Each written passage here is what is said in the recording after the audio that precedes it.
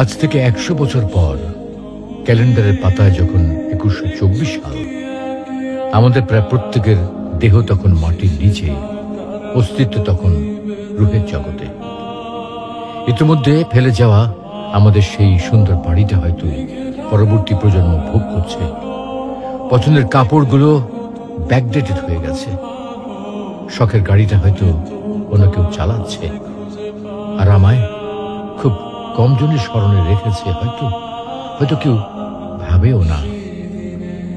হাতে তাদের সময় নেই, যাদের জন্য এত কিছু করতে করতে নিজের জীবনটাই শেষ করে দিয়েছিলাম। আচ্ছা, বাস্তবতার এই জীবনে আপনি আপনার দাদার দাদাকে কতবার স্মরণ করেন? আপনার দাদির কথা আপনি কখনো কি আপনার মনে পড়ে? পৃথিবীর বুকে আজকে এই বেঁচে থাকা, এত হইচই, এত মায়া কান্না এভাবেই চলছে। গত হওয়া অসংখ্য প্রজন্মকে টপকে আমরা এই জীবন লাভ করেছি। তেমনিভাবে আগামীতে অসংখ্য প্রজন্মের ভিড়ে হারিয়ে যাবে আমাদের এই জীবন। কিন্তু খুব কম লোকই সময় পায় ফেলে যাওয়া জীবনটা একটু ফিরে দেখার। বাস্তবতা হচ্ছে এই জীবনটা আমাদের কল্পনার চেয়েও অনেক অনেক ছোট।